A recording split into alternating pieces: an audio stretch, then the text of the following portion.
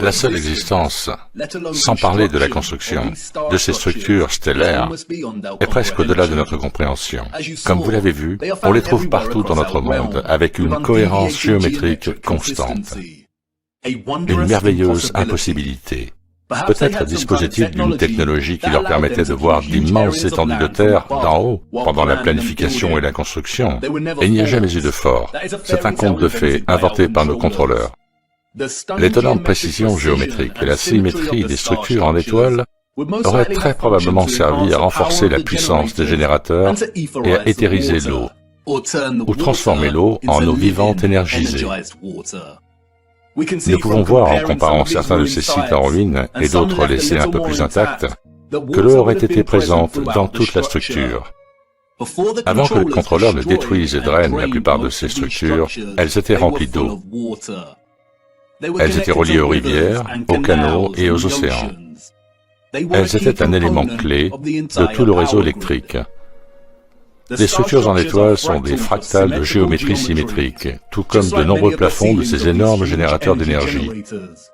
Et, comme les magnétrons et les résonateurs des cavités acoustiques, les parois symétriques en diagonale aiguë auraient fait vibrer perpétuellement les ions. Les anciens plans et illustrations, qui ont sans doute été édités ou manipulés d'une manière ou d'une autre, suggèrent à quel point la géométrie en étoiles était complexe, intégrée et essentielle à l'ensemble du réseau. Regardez Paris ici. Ce n'est pas évident au premier coup d'œil, mais en regardant de plus près, on se rend compte que l'ensemble de Paris était lui-même une station ou une ville stellaire.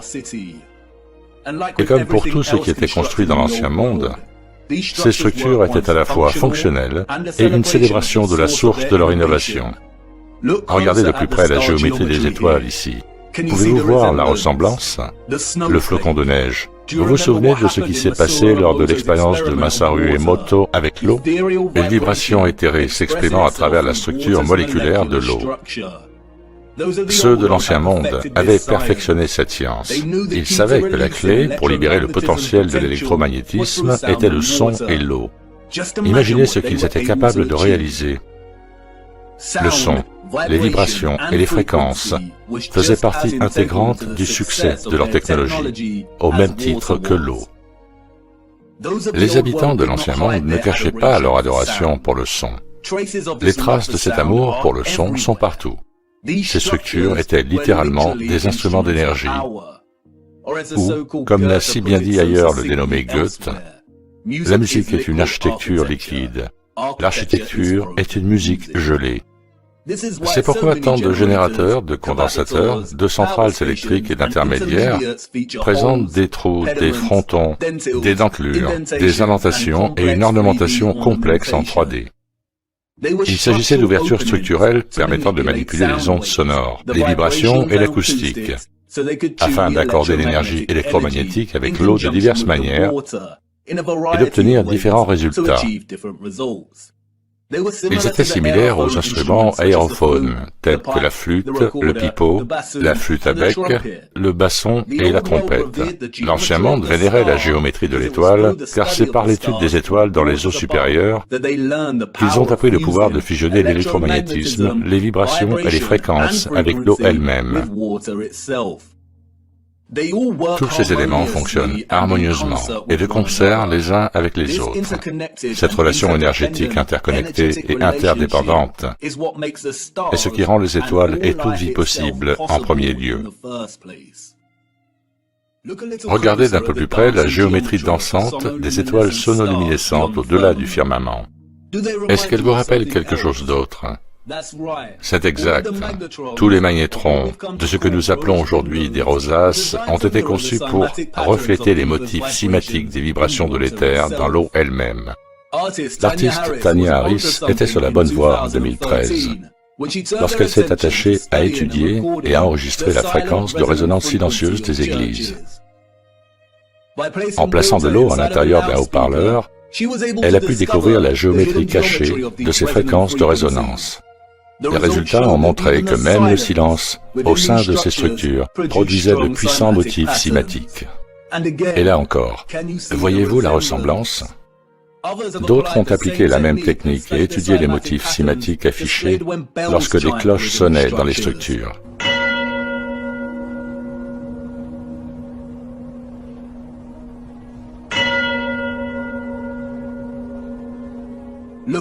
Regardez les motifs, des magnétrons. C'est pourquoi tant de magnifiques rosaces ressemblent tant à des motifs cymatiques. C'est pourquoi elles ressemblent aux pulsations pétrifiées d'une étoile. Les plafonds entiers de nombreuses cathédrales reflètent également cette géométrie cymatique sacrée. C'est pourquoi tant de ces structures contiennent d'énormes cloches et des horloges à carillons. Les cloches émettent de puissantes vibrations et fréquences qui influent l'approvisionnement en eau de toute une région. Le son influençait la structure moléculaire de l'eau, qui était ensuite utilisée à des fins diverses. Et ce n'est pas tout. Beaucoup de ces structures abritaient également une autre merveille du monde, le roi du son, l'orgue. Vous êtes-vous déjà arrêté pour regarder certains des grands orgues? Ils n'ont pas été construits par des gens ordinaires au 19e, 18e, 17e et 16e siècle. Comme les structures dans lesquelles ils se trouvent, ils sont une merveille d'élégance et de majesté. L'instrument sonore le plus puissant du monde. Les ondes sonores spécifiques de l'orgue, de basse et haute fréquence, auraient sans doute permis aux habitants de l'Ancien Monde de manipuler l'énergie éthérée comme ils l'entendaient.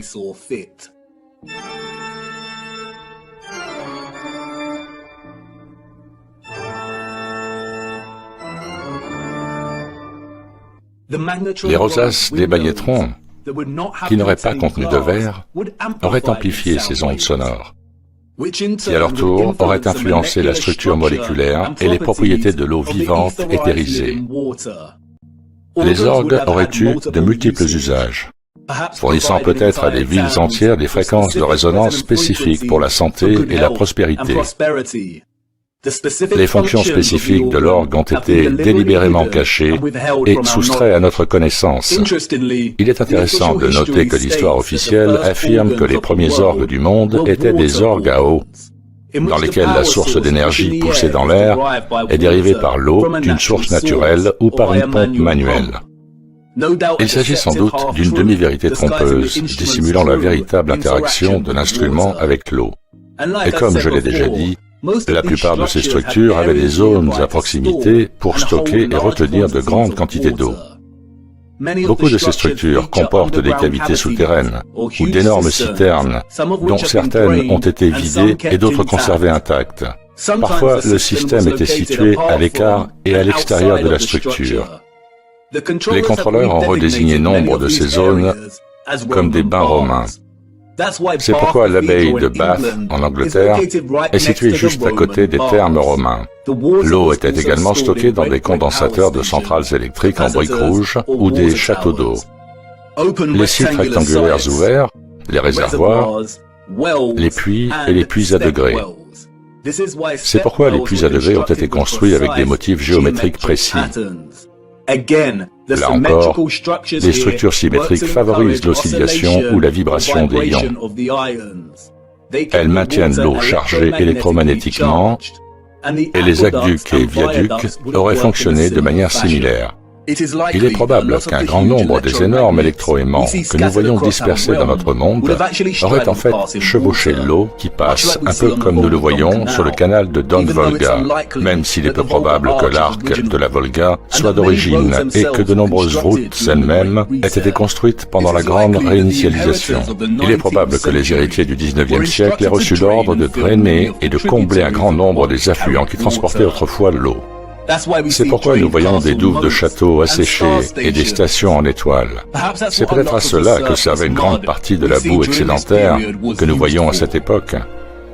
Peut-être que de nombreuses maisons et bâtiments ont été construits avec des chambres souterraines pour stocker leurs propres réserves d'eau vivante, et que ces zones ont été détruites, comblées et cachées à jamais par de grandes quantités de boue au cours du XIXe siècle.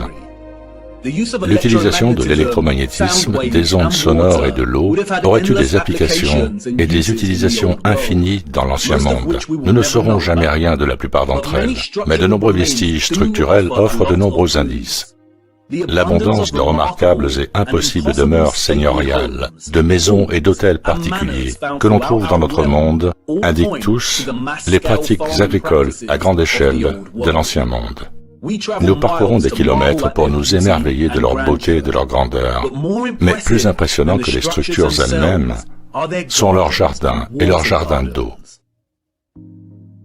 Nous avons le palais de Versailles, le palais de Dresden, le palais royal de Cassert, le palais de Nymphenburg, le palais Herrenhausen. Aujourd'hui encore, ils conservent une grande partie de leur splendeur et de leur éclat. Mais c'est lorsque nous regardons certains des anciens plans de ces zones que nous réalisons à quel point ces sites étaient hors du commun. Ils n'ont jamais été construits pour loger l'élite. C'étaient les fermes de l'ancien temps. Regardez les jardins. Ce sont des jardins cymatiques. Même à partir de ces vieux plans illustrés, nous pouvons voir à quel point ces fermes étaient gargantuesques. Des systèmes de réseaux microcosmiques suggérant l'ensemble du grand réseau électrique lui-même. Les jardins cymatiques étaient probablement des réseaux entretenus par le son et l'eau vive pour faire pousser de la nourriture, des herbes et qui sait quoi d'autre. Même les scientifiques contemporains reconnaissent ouvertement que les ondes sonores influencent fortement la croissance des fruits, des légumes et des cultures. Et jusqu'à aujourd'hui, certaines de ces structures conservent une grande partie de leur gloire lorsqu'elles sont vues d'en haut. Le palais de Versailles est une merveille géométrique, un ensemble de structures impossibles, de jardins extraordinaires et cymatiques, et de systèmes d'eau. Allons voir de plus près le château de Versailles, et regardons. Ah, attendez. Quoi? Ce n'est pas le château de Versailles. Il faut vraiment que je répare ce truc. Il fait beaucoup d'erreurs ces derniers temps. Où sommes-nous? Attendez une minute. Je reconnais cet endroit. Des souvenirs d'il y a longtemps. C'est Chatsworth House, dans le district de Peak, en Angleterre. Bon, ça devrait aller. Allons-y, voyons ce que nous pouvons trouver. Chatsworth House a été achevé en 1708, nous dit-on. Son histoire, tout comme celle de l'ensemble du district de Peak, est une invention, un mensonge total. L'endroit a beaucoup changé au fil des ans. Il est situé sous deux grands plans d'eau, le lac Empereur et le lac Suisse. L'eau des lacs est canalisée à travers un aqueduc brisé avant de tomber de 24 mètres et de serpenter doucement le long des collines dans des voies d'eau complexes et de couler directement dans le domaine de Chatsworth. Les eaux alimentent les lacs, les rivières et les ruisseaux du domaine, à travers une série de pistes et une multitude de tunnels complexes sous le domaine et la structure elle-même. En raison de la réaffectation du domaine, une grande partie de ce système reste cachée, mais vous pouvez voir clairement les tunnels qui serpentent vers le bas. C'est un système d'eau interconnecté. Les cours d'eau se transforment en chutes d'eau au niveau de l'impressionnante cascade avant de poursuivre leur chemin. Toute l'eau se rassemble dans une pièce centrale rectangulaire qui alimente la fontaine de l'empereur. L'eau continue ensuite sous terre jusqu'à ce qu'elle se déverse dans le fleuve Derwent, un affluent du fleuve Trent de 106 km de long qui traverse le district de Peak. Bien que la majeure partie du domaine ait fait l'objet d'une restauration sérieuse, ce qui est en fait un mot trompeur pour désigner une destruction criminelle de la technologie, il reste de nombreux vestiges obsédants de son ancienne gloire. Il est important de noter que, contrairement à beaucoup d'énormes générateurs d'énergie, la maison de Chatsworth était probablement partiellement occupée par des fermiers. Le moteur central, situé hors du site, a été enlevé et transformé en garde-manger pour stocker le gibier chassé. Cette magnifique structure aurait fonctionné comme un petit générateur qui contenait également un petit moteur en son centre. Elle a été réaffectée en écurie. Les chevaux du XIXe siècle vivaient manifestement mieux que la plupart de la population. Au-dessus, au sommet de la colline, à côté des lacs Empereur et Suisse, on peut voir le quadruple condensateur ou tour d'eau qui a été reconverti en tour de chasse. Mais en parcourant les 42 hectares du domaine, le visiteur qui a les yeux pour voir peut repérer quelques curiosités. L'une d'entre elles est l'obélisque à moitié en ruine caché dans les broussailles enchevêtrées au pied de la colline, en dessous du lac. L'histoire officielle contrôlée, que les visiteurs reçoivent lorsqu'ils visitent Chatsworth, ne mentionne pas l'obélisque. Car, voyez-vous, la tour de chasse n'était pas le seul condensateur de Chatsworth. L'ensemble du domaine avait besoin d'un stockage d'eau constant pour répondre à ses besoins énergétiques et à ses objectifs. Il y a beaucoup de structures étranges parsemées autour qui restent inexpliquées. Et puis il y a ceci, la cascade, une véritable petite merveille, le dôme, une série de cercles toriques qui s'élèvent pour rejoindre le plus petit dôme de cuivre. Ils font attention à ne pas vous imposer une histoire déformée, mais, comme toujours, ils ne peuvent s'empêcher de vous la raconter de manière détournée et contrôlée. Comme le dit le panneau, on peut faire couler l'eau par-dessus le toit et la faire sortir par 13 jets. Certains de ces jets ont la forme de dauphins et de poissons géants en pierre immaculée. Il y a même des jets cachés dans le sol, nous disent-ils. L'eau provient des lacs au-dessus et est utilisée 2 fois de plus dans son voyage pour rencontrer la rivière Derwent en contrebas. Une fois dans la fontaine de l'Apollo Sud et une autre fois dans le jardin privé ouest. Mais regardez de plus près ce qu'ils reconnaissent. Chaque étape de la cascade est différente de celle du dessous et du dessus, pour varier le son de l'eau qui tombe. Cet édifice aurait été construit en 1703. Pourquoi un peuple du XVIIe siècle s'intéresserait-il à la variation du son de l'eau qui tombe? Comment pouvait-il avoir les connaissances et les compétences nécessaires pour manipuler le son de l'eau de cette façon? Et il y en a partout dans le domaine. Les cours d'eau, les ruisseaux et les rivières serpentent tout doucement pour se reposer brièvement près des étangs et des lacs avant de poursuivre leur voyage vers le fleuve Derwent. Leur voyage est fait de sons splendides. Lorsque vous commencerez à traverser les passages labyrinthiques de notre histoire corrompue, vous rencontrerez inévitablement les lithographies, les représentations, les gravures, les illustrations et les peintures. Comme il est facile de mentir lorsqu'il n'y a pas de preuves photographiques ou visuelles, mais seulement une interprétation artistique. Nous n'accepterions jamais les illustrations comme des sources d'informations fiables aujourd'hui. Alors pourquoi les accepter comme historiquement exactes? Eh bien, qu'il ne faille pas s'y fier, consacrer un peu de temps à l'examen de leurs caractéristiques peut apporter des informations intéressantes. Par exemple, la fontaine ici semble complètement disproportionnée. Avait-elle l'habitude de projeter l'eau plus puissamment? Et certains diront qu'il s'agit d'une exagération artistique. Mais si l'on creuse un peu plus, on apprend que la fontaine originale de l'empereur, construite en 1843, était capable de projeter de l'eau à une hauteur de 90 mètres. Quoi? Comment? C'est du 19e siècle dont nous parlons. Et comme je l'ai dit, ils ne peuvent pas s'en empêcher. Même Wikipédia affirme que la puissance de l'eau de la fontaine a trouvé un usage pratique dans la production d'électricité de Chatsworth. C'est là, à peine caché à la vue de tous. Et en continuant à parcourir ces petites illustrations, nous tombons dessus.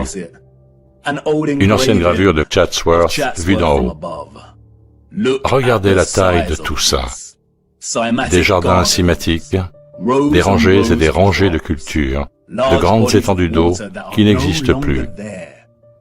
Et là encore, beaucoup diront qu'il s'agit d'une exagération artistique. Le manque de fiabilité et l'inexactitude des illustrations, et à juste titre. Mais quand nous regardons Chatsworth d'en haut, sur Google Earth, qu'est-ce que nous trouvons? Des ombres sur le sol en face de la rivière? Non. Ce sont les marques d'une ancienne infrastructure qui a été démolie. Le marquage suggère qu'il y avait autrefois un pont ici. Un pont que nous voyons sur l'illustration.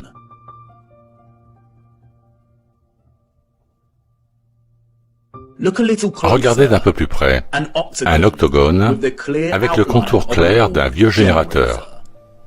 Donc oui, l'illustration est un mensonge. Le domaine était beaucoup plus grand que ce qui est représenté ici.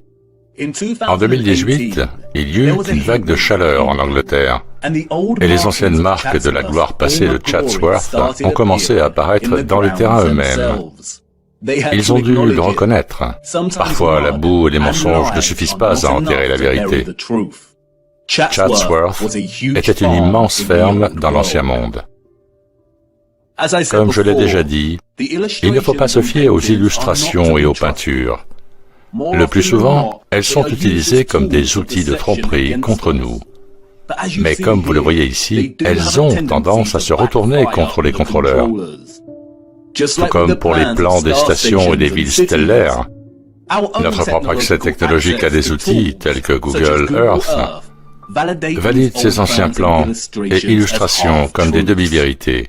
Vous pouvez parier gros, mais même les plans et illustrations ne nous donnent qu'une fraction de l'image complète.